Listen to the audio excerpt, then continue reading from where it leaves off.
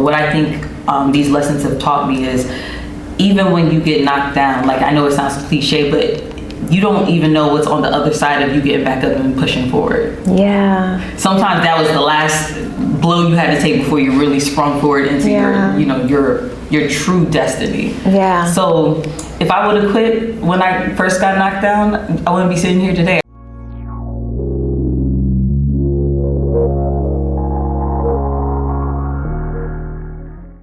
We are back with Triggered AF, the podcast. Y'all already know the conversations just keep getting better and better and better and better. Don't they just like wine, like fine wine. Ooh. It's just we're aging with time. Listen, we are here with one of the dopest bridal fashion designers, and I don't even know if that's how you call yourself. I call myself. Andrea Osei, like, y'all, if you have not seen any of her designs after this episode, don't do it now because you need to stay right here and listen, okay? After the episode, you need to go and see her designs because they are literally breathtaking. Thank you so much. Yes, they are. Oh my goodness. I wish I would have known about you when I was getting married, because your dresses are just breathtaking and they just seem so intentional. Yeah. You know, like it's nice when you see designs that just seem like they are made with a lot of like love and care. You know, like when I look at your stuff, I'm like, God, this just looks like somebody who really cares about what they're doing. Yeah. Especially for such a big day for women. Yeah, because I put a lot of intentionality. It seems like it. Yeah. You can tell it's definitely crafted with care. Yeah. And lots and lots of love. Like the love is like interwoven. Yeah, in it. But now before we get into the good stuff, because I know y'all didn't think we was gonna start without initiating you. Okay. So those who listen to our podcast all the time, they know that we ask every single person the same exact question. It is an initiation to the Trigger Happy family. Okay. Don't worry, it's initiation, not hazing. Got that from you. We don't do that. We don't haze, but we will initiate. So outside of all the titles that you wear, the roles that you carry, and the things that you do, who is it that you say you are?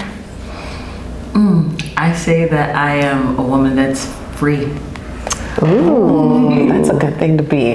Okay, it's incredibly important because there are so many things that can bind us, bound us, and keep us operating at a level much lower than what we were designed for, crafted for, created for. So you're feeling me. You're feeling me. Free from the weight of other people's opinions. Yeah. Free from the expectations that I put on myself that I haven't achieved yet. Yeah. Just free flowing.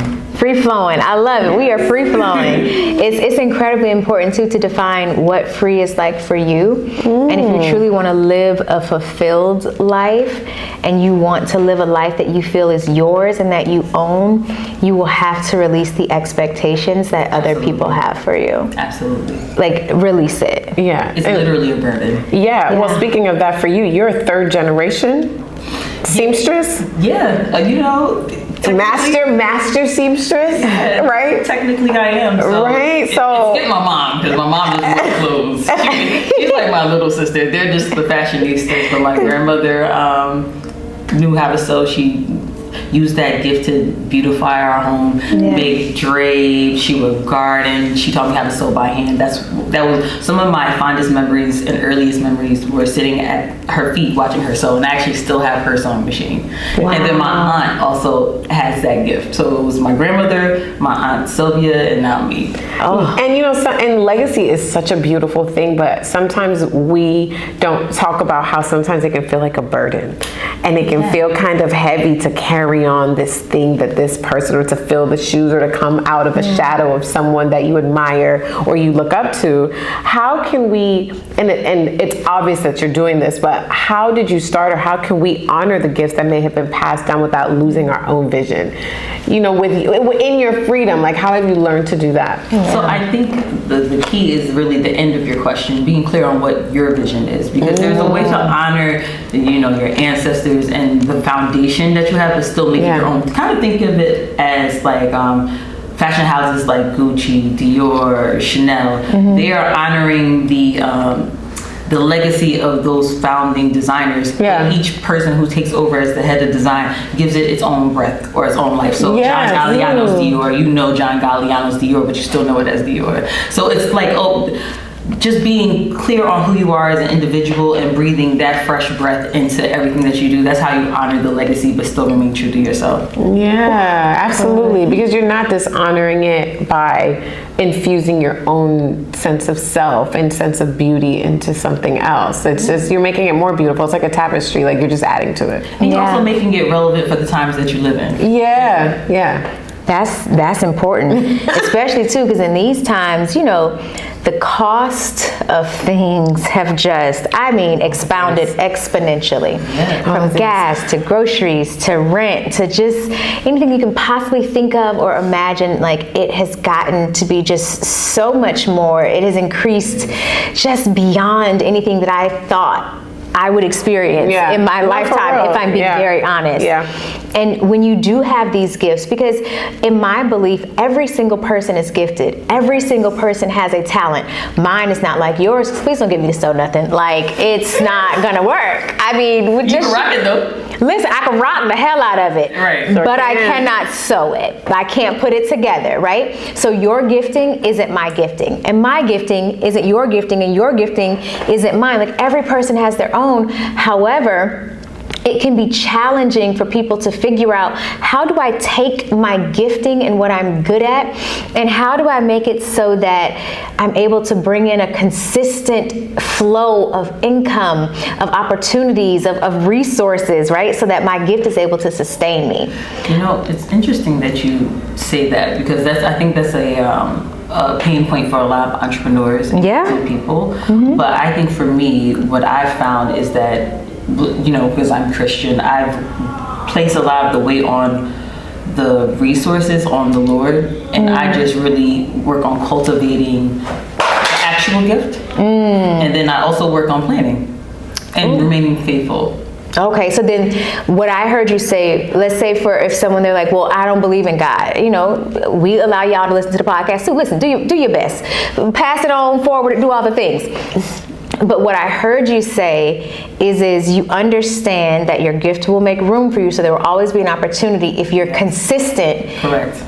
In actually executing, and you come up with a plan, so that's a vision. Correct. That you are going to follow and then consistently execute on that. Yeah. Which is the hardest thing for people to do. How do you stay consistent?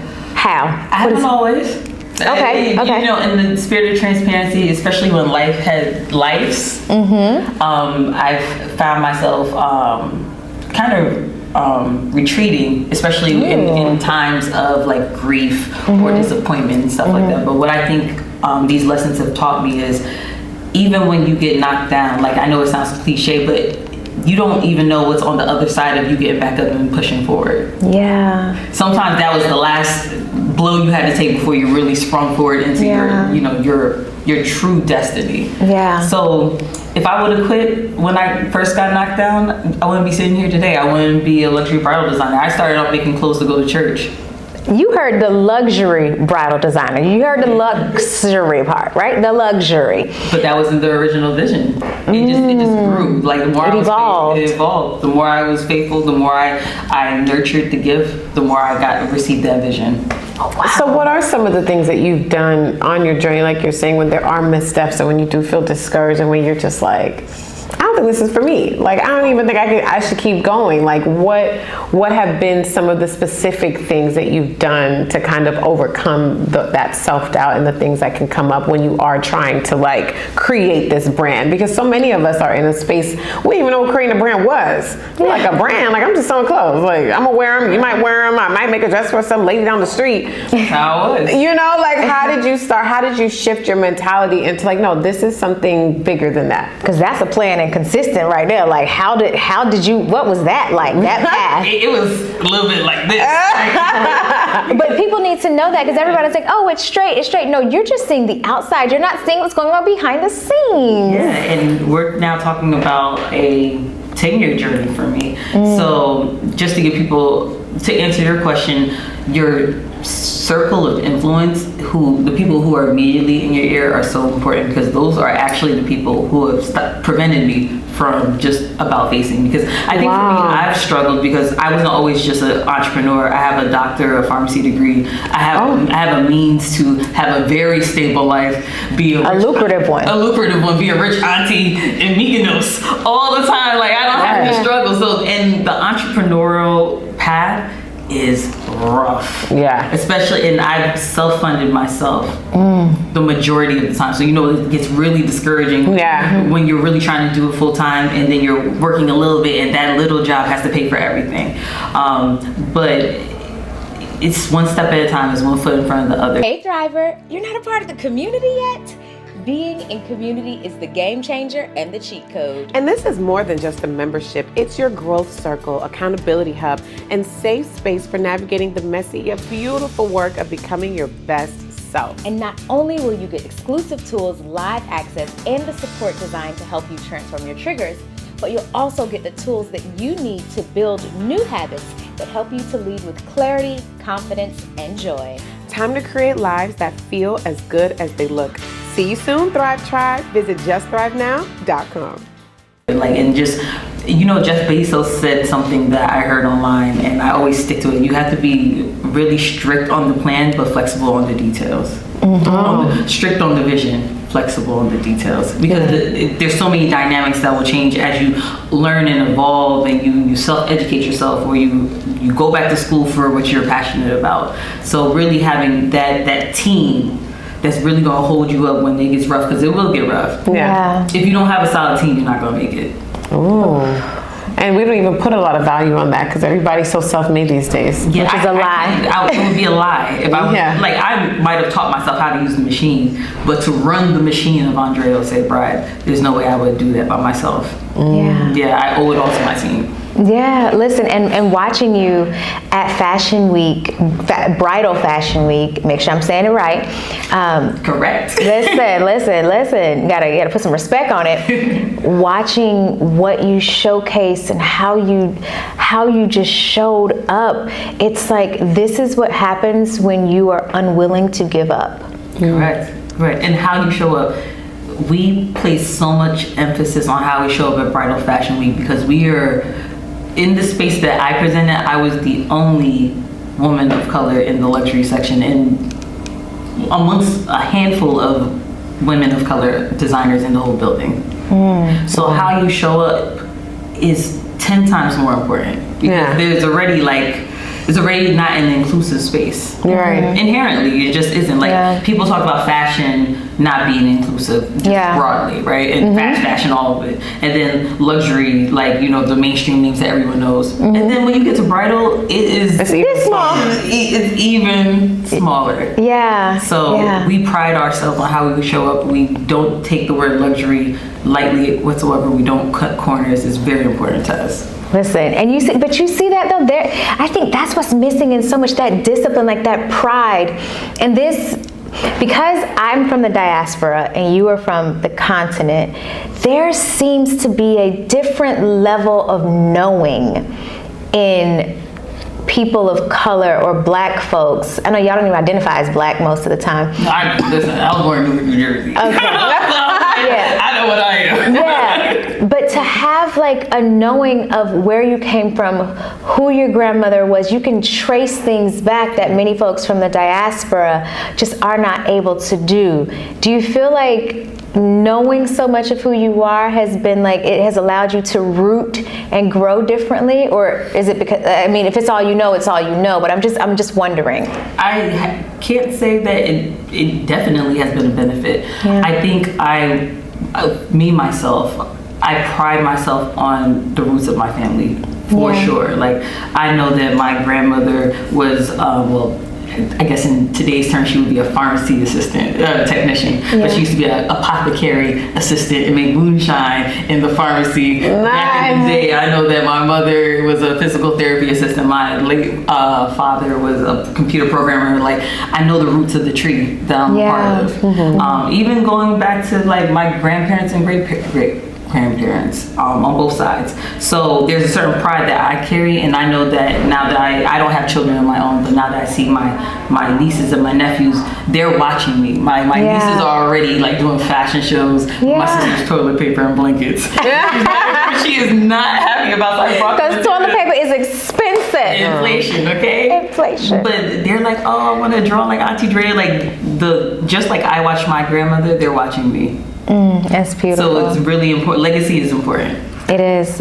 Yeah, and I love that you honor it, you know, like you said, but carving out your own vision, because a lot of times we feel like if we're not doing exactly the same, we're so afraid to mess up that we won't even go and branch out and like really try to take it to the next level, because a lot of times, especially if the people that you're trying to emulate are still alive, they don't be passing the baton in our community like that. We don't like to talk about that, but that's a real thing. That's a very real thing. Succession planning is not allowed, it seems like. Yeah, like it's a real thing. Like even and just in multiple industries, like when you have these gatekeepers, and sometimes they look like us, and they're just like, I'm still sitting on this throne. Like my seat's still warm. Yeah.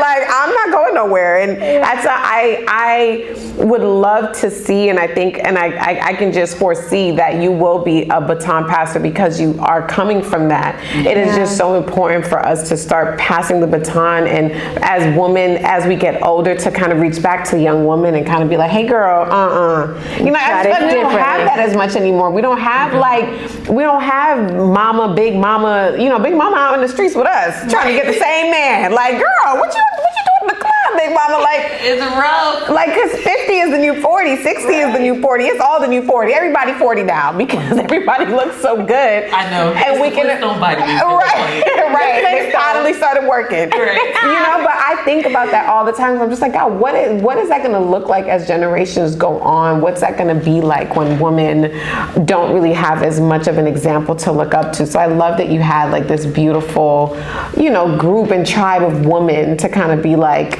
a guiding source for you. I think that that's beautiful. Yeah. And even still, speaking of like, you know, folks being willing to, hey, reach back, say something.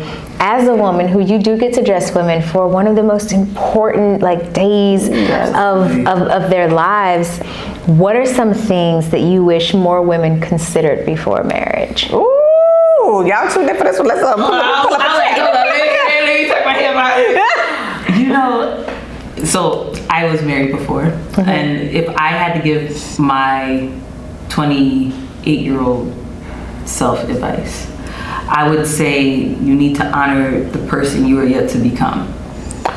Ooh. Because I think that for me, on my journey to becoming a wife, I was just trying to check boxes.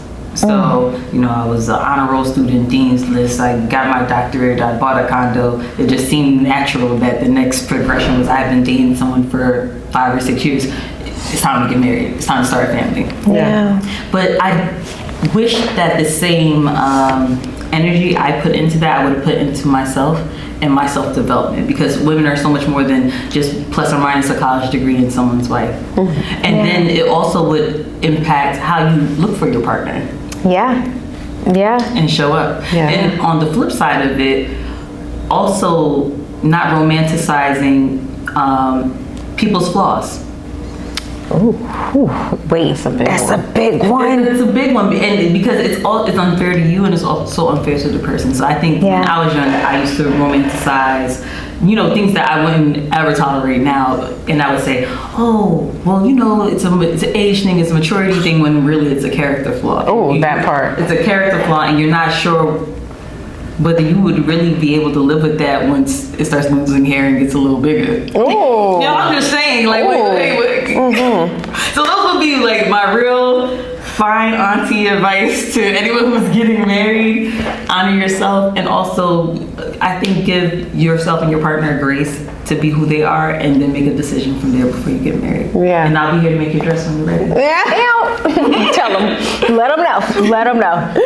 I love the honoring yourself. Well, you didn't even say just honoring yourself. Honor who you're going to become. Yeah. That is like to even have, and that's just goal. It all goes back to vision. Yeah. Vision. You know, just having like a vision. Have the vision for who you for are. your life and who you want to be. What's your vision for yourself? What's your vision for your family? Yes. Yeah. What does that look like? What does that that look like? Because you want to make sure that when you are in a union with your partner, this is someone who's going to stick by you when you're sick, when you're losing siblings, you might lose a child, you're going to lose parents, you're going to go through real life stuff. Yeah. But I feel like when you're young, you don't have that that type of compass or foresight because you haven't really lifed. Yeah, you haven't lifed yet. Life ain't been lifing for you that hard yet. But I like what you're saying about but when you have a vision for yourself, even if you don't know for sure, you at least have more of a grasp. And then that way you can start choosing partners that align. Like we talk a lot about partners who align with who you are. It can be something as simple as, I want to live in a certain neighborhood, in a certain type of house, and drive a certain type of car by this age. If you have a partner that doesn't believe that that's important, doesn't see the value in that, doesn't care for that, thinks that that's lame, unnecessary, or you trying to be bougie, or you trying to be high-tech, then you're going to have to shrink to be with this man. And Lord knows, women everywhere, hear me, please. The world is designed for you to shrink. So do not bring nobody in your life that is going to help you shrink even more. There is enough at work. There's enough to shrink you. Oh my God. So please, like it doesn't matter on any level. Just make sure that for where you want to go in the life that you want, you get with someone who's aligned with the vision you have for your life. Like that is that. If that's all you get from this conversation, that's it. Yeah, but that means you have to have a vision. Yes. You as a person. As a person, and then be willing to ask questions. Like there's a guy who you know I'm entertaining, and I was telling my girlfriends, I'm entertaining. I was telling my girlfriends, like, as much as we vibe, I know it's not going to work because our desired lifestyles are polar opposites. Here for a good time, not a long time. Here for a good time, not a long time. Good time, but not a long time. Yeah, correct. And that's okay. Yeah, I think that we, as a community and a society, we just need to start putting more weight on who you choose as a life partner, because that will make or break your destiny. Everything. You gotta say that in that camera one more time. One more again. I just feel like as a sisterhood, as a community, as a society, we have to start really being careful about who we choose as partners, because that will make or break your destiny. And on that note, where can our Trigger Happy fam purchase a dress, stay connected? Where do we stay in touch? The person after you right. I am at Andrea Osei Bride on all social media platforms, AndreaOsei and the word bride all together. And my website is andreaosei.com. Yes, you can stay connected with me everywhere at Alechia Reese, ALECHIAREESE. I promise y'all I can spell my name. And you can stay connected with Triggered at TriggeredAFPC everywhere. You can stay connected with me at the Dani Bourdeau. Bourdeau is BOURDEAU. You can also go to triggeredafpodcast.com to stay up to date with the latest and greatest that we have. Please share this episode with your friends, with your family, with anybody that you think could benefit from this conversation. This is one of those conversations that's just a nice little reminder of what you're trying to do and who you're trying to become on this journey.